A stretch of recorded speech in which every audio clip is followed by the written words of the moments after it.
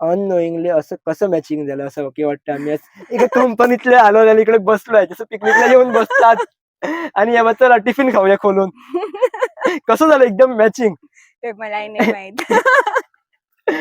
Okay. Coincidence. पण चांगला झालाय. हो, वाइब्स मॅच. कुठला सेक्शन किंवा कुठला लॉ प्रत्येक युवताला माहिती असला पाहिजे तुमच्या दृष्टीने? थोड्यांना मित्र खूप असतात, थोड्यांना मित्र खूपच कमी असतात, थोड्यांना मित्रच नसतात. जसं बघितलं. जर कोणाला मित्र नाही, त्याने कसं जीवनात वर चढायचं? फ्रस्ट्रेटेड असतो, म्हणून तो सगळीकडे फिरत असतो. आणि आम्हाला वाटतं त्याचं सोशल मीडिया बघून की हा खूप हॅपी आहे म्हणून. आम्ही त्याचं बघून जायला पाहिजे की आमचं तिकडे काम आहे, जिकडे आम्ही काय शिकू शकतो तिकडे जायला पाहिजे. तुम्हाला काय वाटतं हा पॉइंट ऑफ व्ह्यू?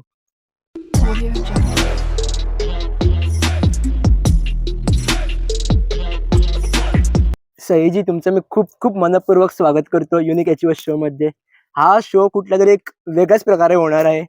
एक तुमच्याच बाटामध्ये बसून आम्ही एक युथांबरोबर बोलणार आहोत. तुमची इंटर्नशिप पण चालू आहे म्हणजे जस्ट संपली आहे का युथ की आवाजमध्ये. तिकडे कसं काय होतं आणि आम्हाला ना इकडे युथ बद्दल डिस्कशन करायचं आहे बेसिकली. पण तुमचं पॉईंट ऑफ व्ह्यू काय, माझा पॉईंट ऑफ व्ह्यू काय, कसं काय आम्ही युथला चेंजेस करू शकतो. म्हटलं आम्ही जे काय शिकलोय त्याच्यातून आम्ही कसं काय आमचे व्ह्यूज मांडू शकतो याच्यावरती पूर्ण चर्चा करायची आहे. तर तुमचं परत एकदा मी मनापासून सुरुवात करतो. तर बेसिकली मला सांगा युथ की आवाजमध्ये कसं काय होतं तुमचं इंटर्नशिप बेसिकली? ओके. सो सगळ्यात आधी धन्यवाद मला तुझ्या पॉडकास्टवर बोलवल्याबद्दल. आणि मी जेव्हा BLLB म्हणजे माझं ग्रॅज्युएशन झालं त्याच्यानंतर मला काहीतरी करायचं होतं कारण रिझल्ट यायला अजून बराच वेळ होता. सो तोपर्यंत I was steel figuring out की काय करू असं. सो तेवढ्यात मला LinkedInवर ह्याचं म्हणजे त्याची मी ॲडव्हर्टाइज किंवा असं बघितलं की अप्लाय करा. असं आहे युथ की आवाज इज अन ऑर्गनायझेशन आणि it is working towards like legal फील्डमध्ये जे प्रत्येक माणसापर्यंत आपली जी लीगल नॉलेज किंवा जी आपली इंडियन ज्युडिशियरी काय करते हे पोचावं म्हणून ते या कार्यासाठी काम करत होते. तर मला तो इंटर्नशिपला अप्लाय करायचा शेवटचा दिवस होता आणि फक्त 4 की 5 तास राहिलेले म्हणजे बंद व्हायला फॉर्म्स. सो मग मी म्हटलं असंच करून बघूया झालं तर झालं नाहीतर काय असं म्हणून मी अप्लाय केलं. आणि माझा रेझ्युमे वगैरे सगळं पाठवलं आणि बरोबर 1 आठवडा झाला. मला त्यांच्याकडून काहीच कॉल किंवा ईमेल किंवा काहीच नव्हतं आलं. सो मला वाटलं बहुतेक माझं सिलेक्शन नाही झालं.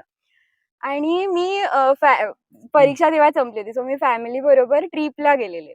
तर हम्पी, हळेबीडू असं सगळं फिरत असताना मला हळेबीडूला असताना फोन आला त्यांचा आणि ते म्हणाले फोन नाही सॉरी ईमेल आला आणि मला म्हणायला लागले की असं-असं we are thinking about you for the Marathi language lead as a हे. मग मला असं झालं की ओह! म्हणजे माझं सिलेक्शन झालंय आणि ते म्हणायला लागले की we couldn't reach out to you. तर this is the number given by you but it is saying that it is unavailable. तर मग माझ्या लक्षात आलं की मी नंबर टाइप करताना चुकून 1 डिजिट रॉंग टाइप केला होता. अरे! म्हणून ते माझ्याशी बोलू शकत नव्हते. सो मग मी त्यांना कॉल बॅक केला. तिथेच देवळात मी बसलेले. It is very divine experience I would say की मी देवळात होते. देवळाच्या अगदी पायऱ्यांकडे होते आणि मला अरे त्यांचे वाह! कंटिन्युअसली फोन येत होते. आणि मी म्हटलं की I am out of station currently. So मी घरी आल्यावर जॉइन होईन. मग काय आहे प्रोफाइल? तर त्यांनी मला अचानक असं विचारलं की तुमचा रिझ्युमे आम्हाला खूप आवडलाय आणि मराठी भाषेत आम्हाला काहीतरी काम करायचंय बिकॉज ती नेशन वाईड NGO आहे तो आणि it is working in the legal field. So ते म्हणायला लागले की तुम्हाला मराठी लँग्वेज लीड म्हणून काम करायला आवडेल का? तर मला असं झालं की नक्की काय करायचंय? तर त्यांनी म्हटलं की तुमच्या अंडर 3-4 लोकं काम करणारे असतील आणि आम्हाला ट्रान्सलेशन करायचं. म्हणजे ज्या आता इंग्लिशमधून ज्या जजमेंट सुप्रीम कोर्ट पास करतायत, त्या आम्हाला सर्वसामान्य माणसांपर्यंत पोहोचवायच्या आहेत. सो आम्हाला असं वाटतं की मराठी भाषेत ज्या पोहोचवायच्या आहेत, त्याचं काम तुम्ही करू शकाल का? तर मला असं वाटलं की हो. मला कुठून कॉन्फिडन्स आला मला नाही माहिती. मे बी मराठीतून असेल आणि मराठी माझी मातृभाषा असल्यामुळे मी त्याच्यात खूप कम्फर्टेबल होते आणि मला माहिती होतं की मी करू शकते हे. आणि म्हणून मी लगेच हो, असं त्यांना सांगितलं आणि तिथून आल्यावर माझी लगेच सुरू झाली इंटर्नशिप. आणि खूप चांगला एक्सपिरियन्स होता आणि माझ्या बरोबर काम करणारे फक्त लॉ फील्ड मधले नव्हते. तर आय-आय-टी मद्रास मधली एकटी मुलगी होती जी इंग्लिशमध्ये हे करत म्हणजे इंग्लिशमध्ये ग्रॅज्युएशन करत होती. मग एकटा मुलगा होता तो मुंबईचा होता. मग अजून एकटी होती जोधपूरची जो NLU जोधपूरमध्ये शिकत होती. सो हे सगळे महाराष्ट्रीयन होते. प्रॉमिनंटली सगळे महाराष्ट्रीयन होते जे म्हणजे तुम्हाला कुठले बंपर ऑफर एकदाच भेटले. हो. ते कुठल्या दुसऱ्या कॉलेजेसमध्ये शिकत होते. मग असं झालं की ओके. सो त्यांच्याबरोबर काम करायचा एक्सपिरियन्स खूप वेगळा होता. कारण माझी काम करायची पद्धत आणि त्यांची काम करायची पद्धत खूप वेगळी होती. सो असं करत आम्ही फिगर आउट करत गेलो. परत ह्याच्यात एक खूप मोठा टास्क असतो ते प्रत्येक इंग्रजी शब्दाला तसाच सेम अर्थ असलेला मराठी शब्द मिळेलच असं नाही. कारण लीगल फील्डमध्ये जे शब्द असतात ते खूप असे टेक्निकल असतात किंवा ते त्या सिच्युएशन प्रकारे म्हणजे तसे वापरले जातात. सो ते मराठी त्याला अचूक अर्थ काय असेल हे फिगर आउट करणं जरा कठीण होतं. पण ते मग थोडं इनिशियली मला जरा त्रास व्हायचा. म्हणजे अरे मला खूप डोकं चालवावं लागायचं की हां, हे काय, हे काय, हे काय. मग करत हळू सवय झाली. मग स्मूथली व्हायला लागलं. मग त्याच्यानंतर 50 जजमेंट होत्या. सो त्या 50ही जजमेंट आम्हाला मराठीतून ट्रान्सलेट करायच्या होत्या. अशा त्यांनी 5 भाषांमध्ये केलेल्या. उर्दू, मराठी, मल्याळम, तमिळ आणि अजून एक कुठली तरी. आता माझ्या लक्षात नाहीये. सो 5-6 भाषांमध्ये आता किती प्रोजेक्ट केले तुम्ही? माझे 2 झालेत. एक ओके. हा पब्लिश झालाय कंप्लीटली. त्याचं तुम्हाला हां. पाहिजे तर लिंक तुम्ही बघू शकता. सर्वोच्च न्यायालयातील सचित्र प्रकरणी असं त्या पुस्तकाचं नाव आहे. सो ते पब्लिश झालंय ऑलरेडी.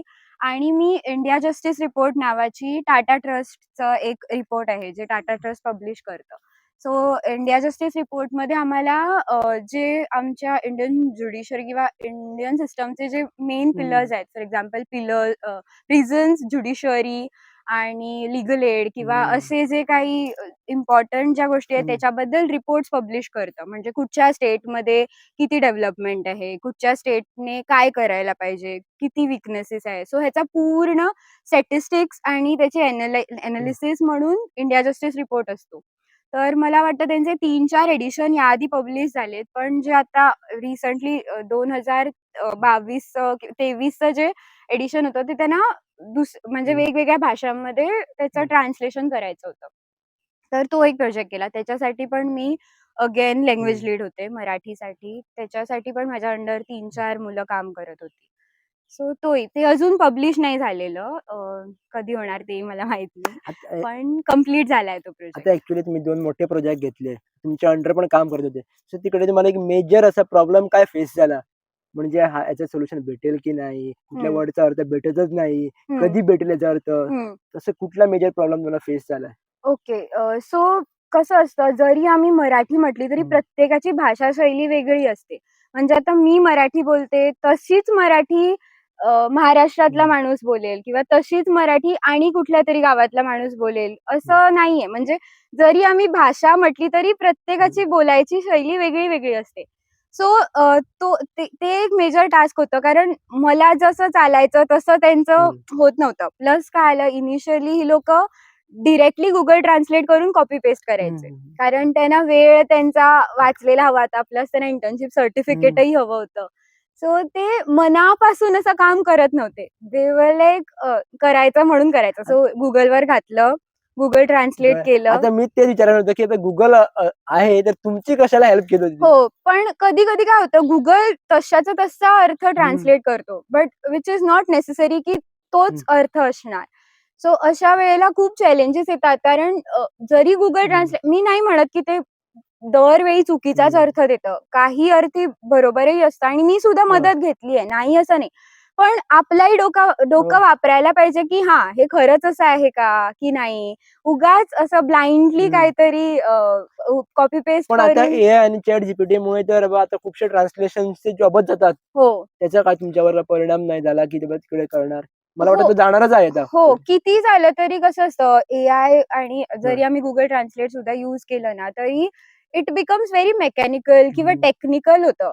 पण जर तुम्हाला त्याला एक काहीतरी इमोशन्स किंवा जर तुम्हाला असं वाटत असेल, की प्रत्येक माणसाला हे कळायला पाहिजे, तर तुम्ही it's like a story telling. हम्म, तुम्ही स्टोरी वाचली आणि तुम्ही कोणाकडून तरी ऐकली, त्याच्यात जो डिफरन्स आहे ना, तो बरोबर. तुम्हाला कळतो. जर तू वाचली तर तू त्याच्यात भाव नाही, काय नाही, ओके वाचली. पण तीच जर स्टोरी तू एका कोणाकडून तरी ऐकली, तर तो त्याच्यात स्वतःचे एडिशन्स करणार किंवा तो स्वतःचे इमोशन्स त्याच्यात घालणार. So that makes a difference, right?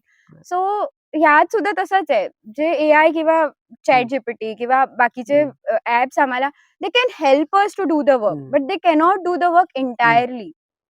They are just aids to, they are just mediums to do a better translation work. But I don't think that you can rely on them completely. Exactly. आणि असा एक माझ्या एक डोक्यातला प्रश्न आला, की आता तुम्ही युथ की आवाजमध्ये इंटर्नशिप केलं. तर मी पण असं म्हटलं, काय आहे? जास्त आम्ही काही सर्च करून बघत नाही कुठलं काय चालू आहे ते. हम्म, किती पण आम्हाला अवेलेबल दिलं तर हम्म. पण. तर युथ की आवाज युथकडे पोहोचण्यासाठी आम्ही काय करावं किंवा कशाने मुलांनी युथ की आवाजमध्ये इंटर्नशिप करावी? कशाला तुम्हाला वाटतं? हम्म. त्याचा हेल्प घ्यावा? सो बेसिकली युथ की आवाज बद्दल मी हं, सांगते, कारण तू हं, विचारलं म्हणून. तर रोहित शर्मा नावाचा एक ॲडव्होकेट आहे, दिल्लीला असतो तो.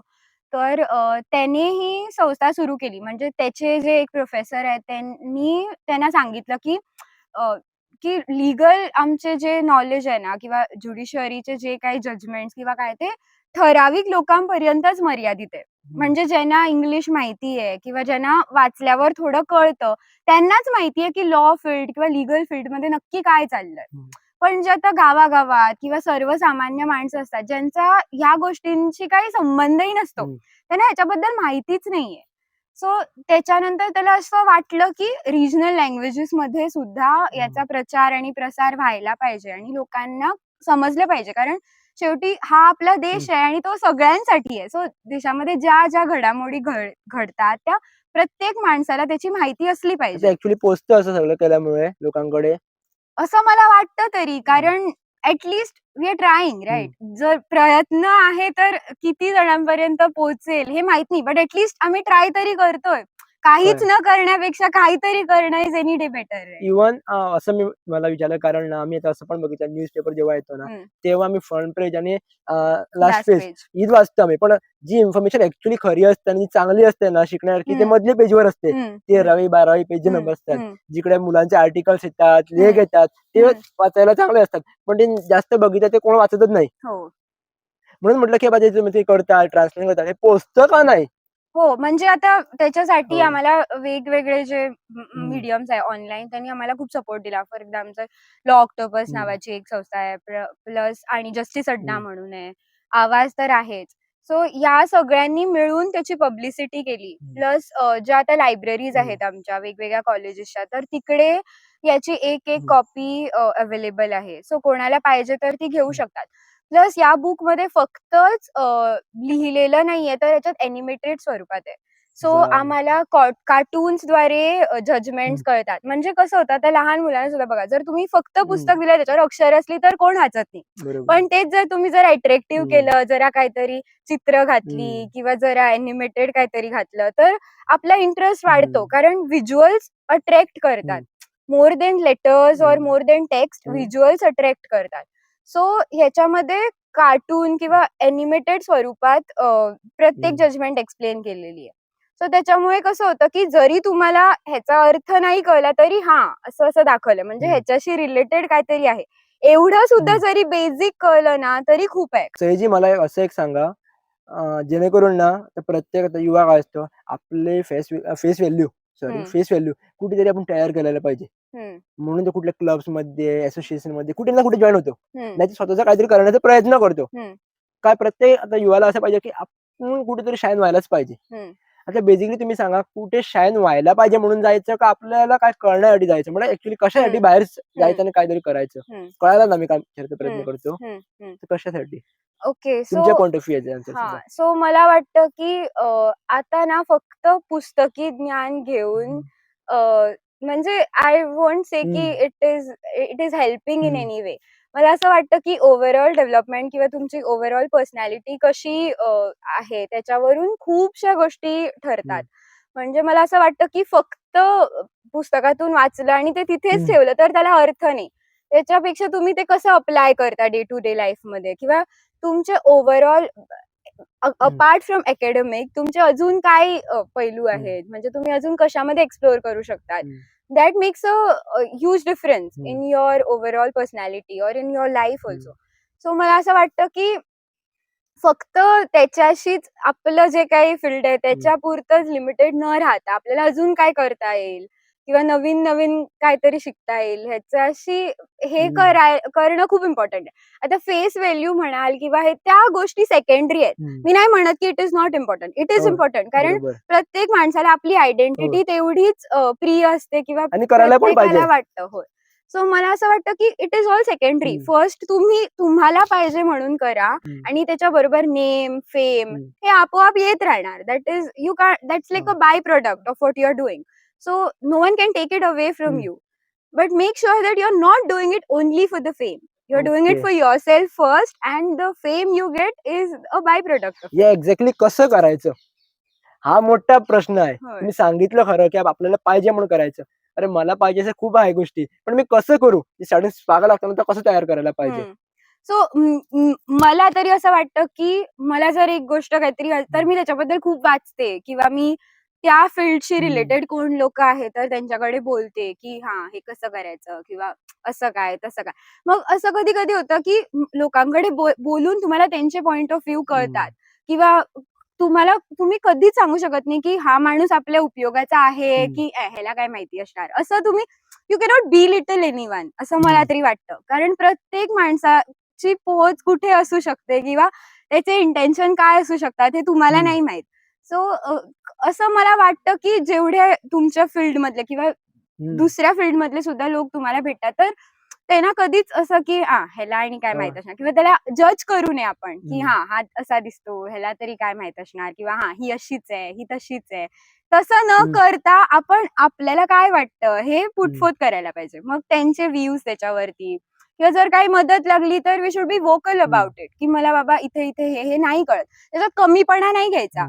बऱ्याचदा काय होतं की मी कसं सांगू, मला हे येत नाही पण मी हे कसं सांगू असं होतं. पण ते कुठेतरी जरा बाजूला ठेवून नाही कळत मग कसं शिकायचं ह्याच्यावर फोकस केलं तर गोष्टी खूप सोप्या होतात. म्हणजे बेसिकली तुम्ही सांगितलं की आपली जे आपल्याकडे जे कमीपणा आहे त्याच्यावरती फोकस केला तर आम्ही इझिली ग्रो होऊ शकतो. हो हो, म्हणजे we should accept it first की आपल्यात काहीतरी कमी आहे किंवा ओके मी हे नाही करू शकत, मग का नाही करू शकत, मग मी काय केलं तर ते होऊ शकतं पॉसिबल, त्याच्यावर फोकस करायला पाहिजे. नाही येत म्हणजे तर नाहीच जमणार असं सोडून दिलं तर नाही होणार. असं एक डोक्यात असं एक कधी कधी प्रश्न येतो की मी पण बघतो कधी कधी मला पण अगोदर व्हायचं आणि थोडं कमी झालं की आम्ही बघतो ना हा मित्र फिरायला चाललाय, हा इकडे चाललाय तिकडे चाललाय, हा सगळीचकडे फिरतोय, काय मजा आहे लाईफ मध्ये सगळीचकडे फिरत आहे. पण जेव्हा आम्ही पण असं म्हणतो ना मला पण फिरायला जायला पाहिजे सगळीचकडे जायला पाहिजे, ते ऍक्च्युअली या एजला बेनिफिट आहे का आम्ही फक्त जिकडे आमचं काम आहे तिकडे जायला पाहिजे? कारण एखादा असं पण असतं तो एखादा फर्स्ट एड असतो म्हणून तो सगळीकडे फिरत असतो आणि आम्हाला वाटतं त्याचं सोशल मीडिया बघून की हा खूप हॅपी आहे म्हणून आम्ही त्याचे बघून जायला पाहिजे की आमचं तिकडे काम आहे जिकडे आम्ही काय शिकू शकतो तिकडे जायला पाहिजे? तुम्हाला काय वाटतं हा पॉइंट ऑफ व्ह्यू? होय. मला तरी असं वाटतं की त्याच्यावर मी पण एक आर्टिकल लिहिलेलं दॅट इज फोमो म्हणजे fear of missing out. So बऱ्याच वेळा असं काय होतं की आमचे जे पियर्स किंवा आमच्या बरोबरची लोक असतात त्यांना आम्ही बघतो सोशल मीडियावर की अरे हा खूप खुश आहे किंवा ही किती फिरते किंवा अरे ह्याच्या लाईफ मध्ये सगळंच बरं आहे. पण दिसतं तसं नसतं आणि आपल्याला तो एन्झायटी किंवा आपल्याला ती सोशल एन्झायटी निर्माण होते की अरे हे करतोय पण मी काहीच नाही करत किंवा हे आपल्याला कुठेतरी मिस होतंय आयुष्यात किंवा मी हे काहीच नाही एन्जॉय करत असं वाटतं. पण प्रत्येक वेळेला दिसतं तसंच नसतं. So we have to be very mindful about what we are thinking किंवा आपले जे इट इज व्हेरी इम्पॉर्टंट की तुमचं फ्रेंड सर्कल कसं आहे ते सुद्धा. हो, तुम्ही कुठल्या संगतीत आहात, ते लोक तुमच्याबद्दल काय विचार करतात किंवा त्यांच्या बरोबर राहून तुम्ही काय विचार करतात ते मला खूप जास्त महत्वाचं वाटतं. कारण ज्या संगतीत किंवा ज्या वातावरणात तुम्ही राहता त्याचा प्रभाव तुमच्या विचारांवर आणि तुमच्या वागण्यावर होत असतो. सो जर तुमचे फ्रेंड्स असतील, if they are very productive किंवा if they are very skillful तर तुम्ही पण त्यांच्यासारखं होऊ लागतात. वेरेस जर तुमचे फ्रेंड्सच असतील जे खूप असे आळशी किंवा असं होईल तेव्हा होईल, काय करायचं एवढं करून, त्याने इतकं सगळं केलं, त्याचं काय झालं बरं? असं जर तुम्ही विचार केला तर मग मग आपलं हेच. आता ह्याच्यावरती मी एक विचारतो, थोड्यांना मित्र खूप असतात, थोड्यांना मित्र खूपच कमी असतात, थोड्यांना मित्रच नसतात. हं, जसं बघितलं. जर कोणाला मित्र नाही, हं. त्याने कसं जीवनात वर चढायचं? तर मी तुमच्या म्हणेन पॉइंट ऑफ व्ह्यू कसं हो, आहे? तर मी म्हणेन की प्रत्येकाच्या स्वभावानुसार हं, असतं. थोड्यांचा स्वभाव वी नो हं, इंट्रोव्हर्ट, हं. एक्स्ट्रोव्हर्ट किंवा एम्बिव्हर्ट असतात तसं. प्रत्येकाचं एक आता त्याचं काहीतरी एक असं मापदंड नाहीये, हां, की ओके हे इतके फ्रेंड्स आहे म्हणजे हा हां. चांगला माणूस किंवा ह्याला कोणीच नाही म्हणजे हा हं, एकदमच आहे, असं नसतं. तर प्रत्येकाच्या स्वभावावर किंवा त्याच्या वागणुकीवर डिपेंडंट असतं, की हं, त्याचे फ्रेंड्स आहेत किंवा नाही. तर मला असं वाटतं, की ज्यांचे फ्रेंड्स नाही त्यांनी स्वतःवर फोकस हं, करावं, स्वतः एक्सप्लोर करावं किंवा मला हं. मी खूप वाचते किंवा मी वाचायचे आधी लहान हं. असल्यापासून. सो मला असं वाटतं, की books can be your best friends. तू ओके. कुठल्याही टॉपिकवरचे कितीही बुक्स वाचू शकतो and you will never feel lonely hmm. Or alone. Just make sure की तुम्ही काय वाचताय ते सुद्धा तेवढंच मी जस्ट इम्पोर्टंट मला आहे. बुकवरती तुम्ही सांगितल्यावर सांगतो. जसं तुम्हाला बुक वाचायला आवडतं, तसंच थोड्यांना ना फक्त ऑडिओ हो, ऐकायला आवडतं. हो, थोड्यांची हॉबी असते किंवा ऐकून हो, शिकायचं. हो. जसं की आता मला किंवा डिस्कशन करून किंवा ऑडिओ ऐकून मी हं, शिकतो. हं, मला तो बुक वाचायला लावला ना, तर मी हं, थोडा कंटाळा येणार मला. हं. अरे काय वाचतो? असं हो, होणार. हो. सो एकेकदा असं वाटतं ना, की बाबा जे ऑडिओ ऐकतात त्याने हे काय करू नये, दिवसभर हं, मोबाईलवर असतात. तर हं. त्यांच्यासाठी तुम्ही काय सांगा? म्हटल्यावर फक्त ऑडिओतून कसं शिकू शकतो किंवा कसं काय? हो, म्हणजे ऑडिओ बुक्स पण आता अवेलेबल आहेत. होय. सो ज्यांना कोणाला वाचायचं नाही, त्याच्यासाठी वेगवेगळे हं, ॲप्स आहेत. स्टोरीटेल होय. आहे किंवा हं, ऑडिबल आहे.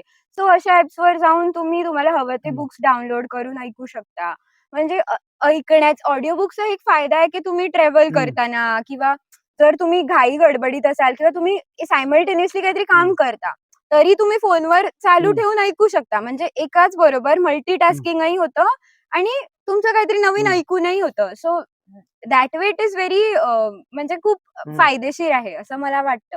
त्याशिवाय आता पॉडकास्ट आहे, तर हं. तू हो, करतो. हो. तसेच खूप जण पॉडकास्ट करतात. इव्हन स्टेट म्हणजे डिफरंट लेव्हलवर. डिफरंट पॉडकास्ट पण ऐकायला हो. पाहिजे. सो तुला प्रत्येक फील्डबद्दल हं, ना खूप काहीतरी नवीन शिकायला मिळतं. म्हणजे जेव्हा लॉकडाऊन हं. होतं तेव्हा मी खूप हो, पॉडकास्ट कन्झ्युम करायचे. हो. म्हणजे वेगवेगळ्या म्हणजे माझा संबंध नाही ओके. म्हणजे आता सायन्सशी माझा काहीच हां, संबंध नाही. कारण मी आर्ट्स केलेली मुलगी आहे. मग हां. आता लॉ करते. सो सायन्स किंवा जे आता सायबर लॉ किंवा हं, हे त्याच्याशी माझा हं. खरं तर म्हणायला गेलं तर काही संबंध नाही. टेक्नॉलॉजी, रॉकेट सायन्स हां, हे ते. पण मला त्याच्यात हां. इंटरेस्ट आहे. सो मी ऐकायचे त्यांच्याबद्दल. हां, असं चालतं. मग तसं प्लस मला आर्मी किंवा हो. डिफेन्स याच्याबद्दल खूप इंटरेस्ट आहे. सो मी त्यांच्याबद्दल हं. ऐकायचे. म्हणजे कसं असतं आर्मीमध्ये लाईफ कसं असतं? मग काय करतात ते लोकं? मग कळालं. तिथे पोहोचायला त्यांना किती हार्ड हो. करावा लागतो? सो ते मी ऐकायचे. So it is very hmm, motivational. Though it is not from your field, you get that hmm. Inspiration from them, की अरे बाबा ह्याने इतकं केलं. हो. आपलं तर लाईफ खूप ईझी आहे. ह्याने कळालं. जर इतकं करू शकतो, तर आपण का नाही करू हो, शकत? बरोबर. सो दॅट इज व्हेरी मोटिव्हेटिंग आणि that is very inspiring for me. So कोविडमध्ये मी खूप हो. पॉडकास्ट कन्झ्युम करायचे. प्लस मी इंटरव्ह्यूज हं. बघायचे. YouTubeवरती कळालं. कोणाचा मिळाला रँडम तर ते बघत होते. डिबेट्स, हं. डिस्कशन असं सगळं. सो हल्ली माझं वाचन जरा कमी हां. झालंय. म्हणजे I am trying to come back to the कळालं. ट्रॅक. पण हां. तेही आहे म्हणजे इट्स नॉट की हो. सगळ्यांनाच पुस्तकं आवडतात असं नाही आणि त्याच्याबद्दल माझं काही म्हणणंही नाही. इट्स ओके नाही आणि आवडलं. एक ना मला एक असं एक प्रश्न एक अगोदर लहानपणी पण खूप होता आणि कधी-कधी होता.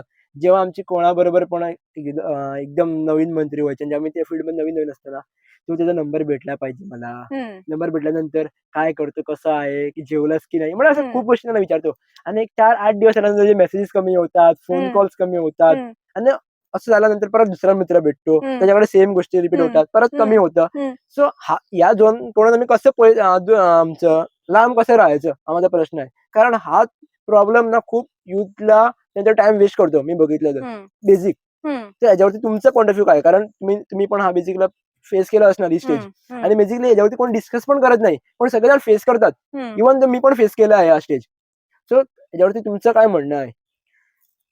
सो मला वाटतं, की जेव्हा हो, तुम्ही लहानपणापासून किंवा कधी हो. जेव्हा आम्ही फ्रेंड्स हं, नावाची गोष्ट आम्हाला माहिती असते, जेव्हा आम्ही करतो, तेव्हा तेव्हापासून आम्हाला कळायला लागतं, की कोण आपला खरा फ्रेंड आहे हं. किंवा कोण नाही.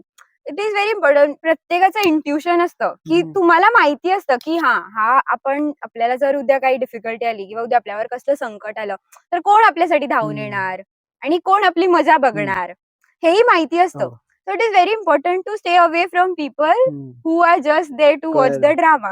कळलं. मी साध्या सोप्या भाषेत सांगते, की अ, म्हणजे त्यांचं हम्म. तुमच्या लाईफमध्ये काहीच व्हॅल्यू एडिशन होत नाही. बर. जे जे लोक कळलं. तुमच्या आयुष्यासाठी हम्म. काहीतरी मदत करतात किंवा मदत नाही केली तरी त्रास तरी हम्म. नाही करत, असे जे कळलं. लोक असतात, you should be more hmm. With them and not with the people who are there too. मला पण असं खूप वेळा होत पण असेल आणि एकदा मोस्टली लोक सांगत नाही की एखादा आमचा शेड्यूल डेली टायर्ड असतो, आम्ही सगळं फॉलो करतो आणि एक एक दिवस असा येतो की आज काहीच नको करूया, काहीच नको म्हणजे काहीच नको, एकदम कंटाळा येतो त्या दिवशी. सो तुम्हाला पण असं झालं तेव्हा तुम्ही काय करता जेव्हा तसे दिवस असतात तेव्हा, किंवा त्यावेळी तुम्ही काय करतात? झोपते. बी व्हेरी ऑनेस्ट, माझी पण झोप. होतं ना असं हो, हो सगळ्यांबरोबर? होतं. दॅट इज व्हेरी, हा कारण see in the end it's your हा. Physical and mental health. त्याच्याशी तुम्ही कॉम्प्रोमाइज नाही नाही, करू थोडे लोक शकत. असं म्हणतात ना सो 365 डेज सुद्धा मी ऍक्टिव्ह असतो, मी हो. ऍक्टिव्हली काम करतो, नाही, असं का नाही. मी होतच नाही? असत नाही. माझं व्हेरी हो. सिम्पल सोल्युशन इज व्हेन हा, यू फील लाईक हा. की नाही आता नाही होऊ शकत, झालं हम्म, माझं. मी इधर झोपते हम्म, किंवा मी काहीतरी Netflix हम्म. किंवा असं काहीतरी बघते किंवा काहीच नाही करत. कळलं. सो दॅट इज रेस्ट आणि आय नीड दॅट रेस्ट. हम्म, म्हणजे मी कंटिन्युअसली, कारण सी आता जे मी काम करते इट वॉज व्हेरी क्रिएटिव्ह, हम्म. नाही म्हटलं तरी. हो. Though it was technical, it was very creative, कारण मला त्याचं सगळं एडिटिंग, हा, हम्म. फॉर्मॅटिंग आणि कुठे काही म्हणजे एनिमेशन कळलं. ते सगळं ते बघावं हम्म, लागायचं.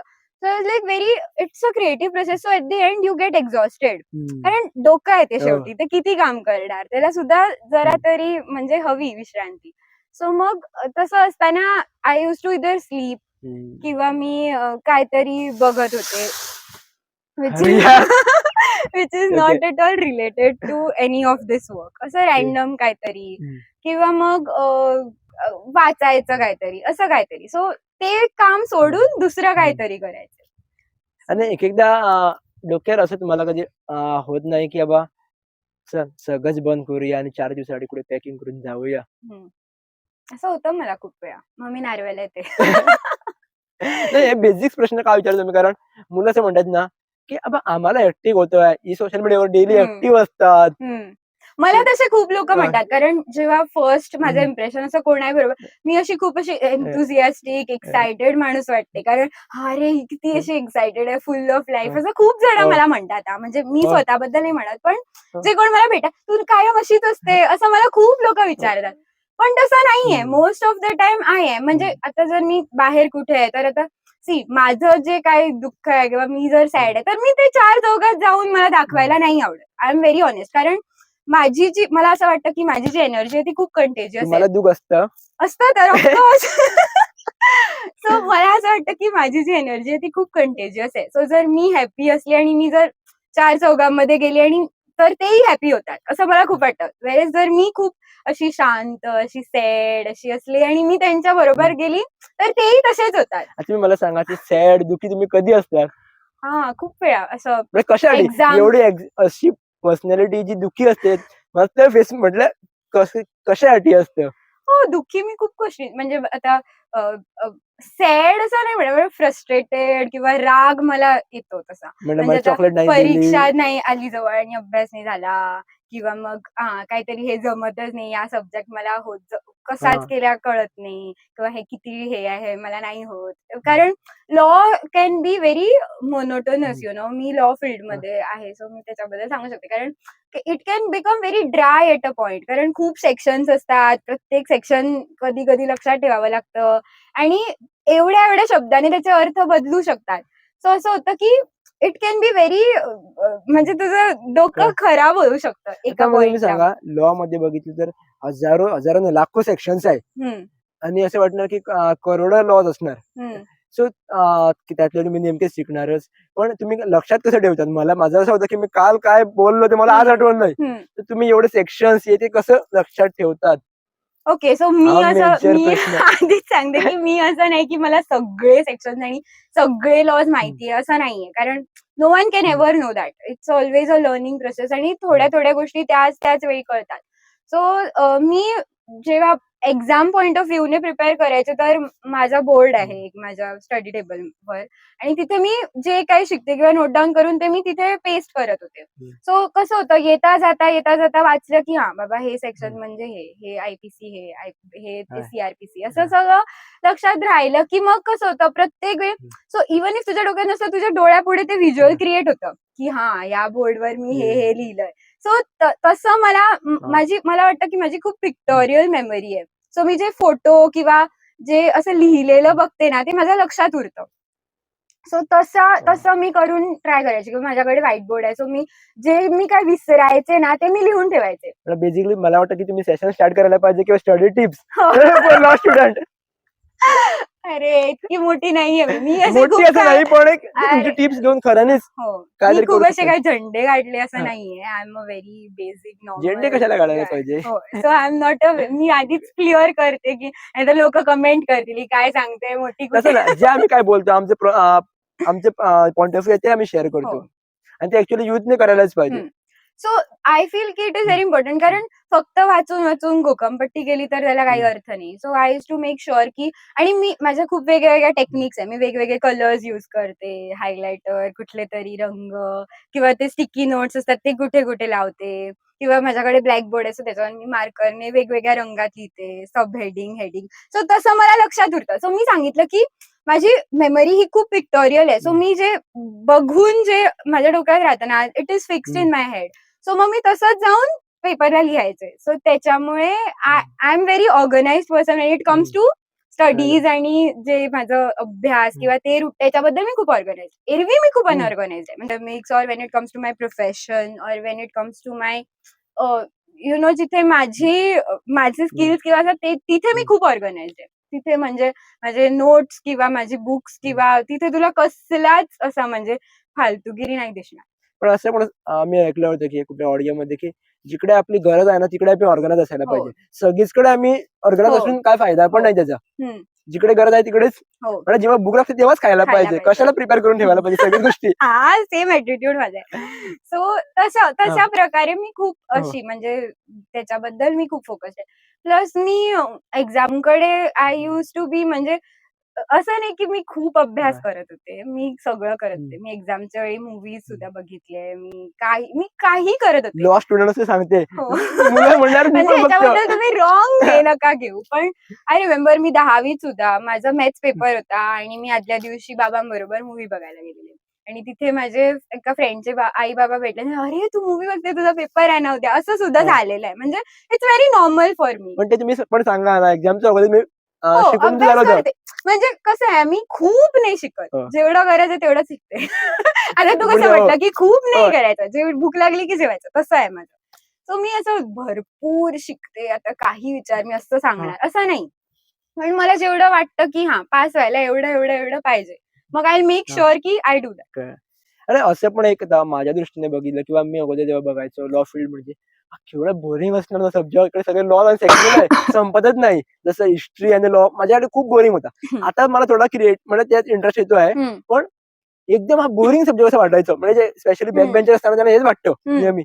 सो त्या दृष्टीने लॉ सब्जेक्ट हा कसा आहे? ओके. ॲज अ सब्जेक्ट हो. म्हणजे खूप जणांना वाटू शकतं की खूप ड्राय हां. आहे किंवा काय काय यात सगळं संपत असं? नाही असं वाटतं.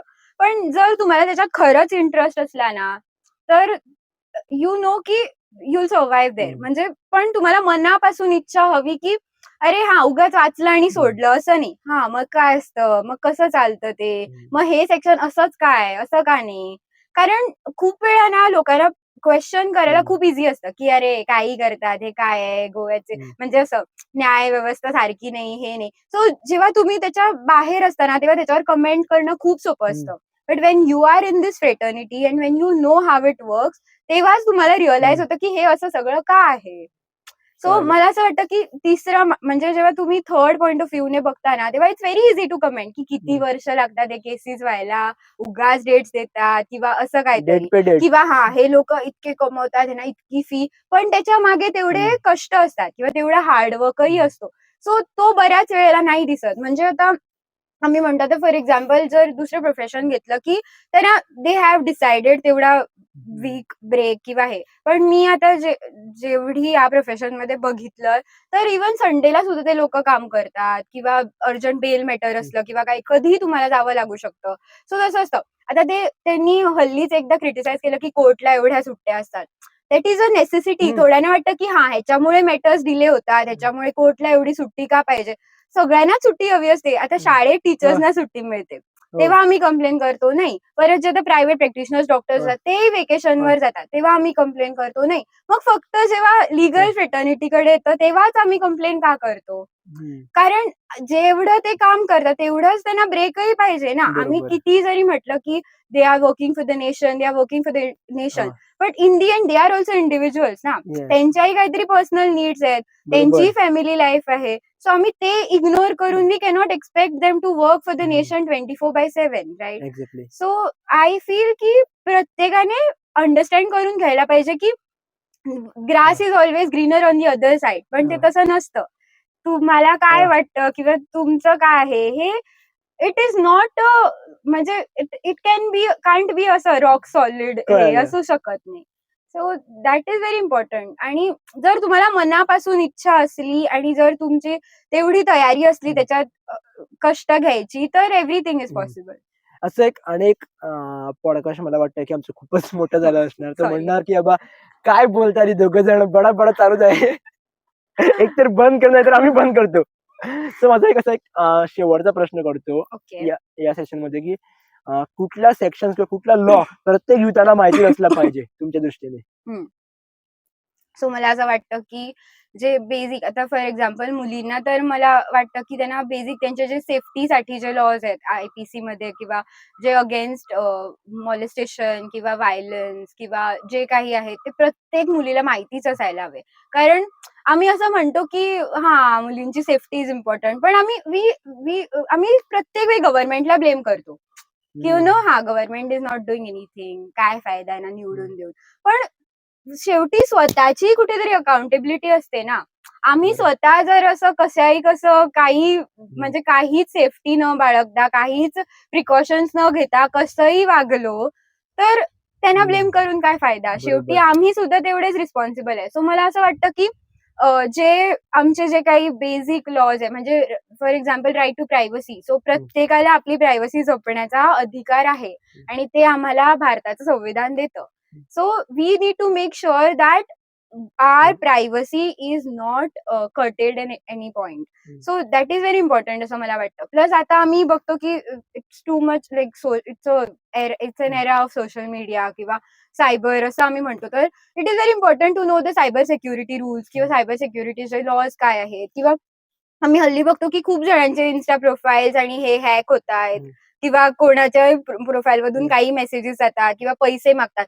तर याच्यासाठी इट इज व्हेरी इम्पॉर्टंट की आम्ही जिथे कुठे लिंकवर कुठल्या क्लिक करतो किंवा आम्ही ज्या कुठल्या टर्म्स आणि कंडिशन्स अग्री करतो, we need to make sure की we read it before we accept any terms and conditions on our phone. It is very important. किंवा 2 फॅक्टर ऑथेंटिकेशन आम्ही ऑन करायला पाहिजे. These are very basic needs. आणि प्रत्येक जो माणूस फोन किंवा इंस्टाग्राम किंवा फेसबुक, व्हॉट्सअप यासाठी सारखेचे ऍप्स वापरतो, it is very essential to know की ह्याचं बाबा आपण जर हे सावधानीने नाही वापरलं तर ह्याचे दुष्परिणाम काय होऊ शकतात हे प्रत्येक माणसाला माहित असायला हवं. सो आय फील की इट इज व्हेरी इम्पॉर्टंट की सायबर लॉज जे काही आहेत किंवा जर तुमचं कोणी असं केलंच, म्हणजे तुमचा कधी कधी फेक प्रोफाईल क्रिएट करून दे आस्क फॉर मनी किंवा फोटोज काहीतरी ब्लर हे ते करून घालतात, कळलं.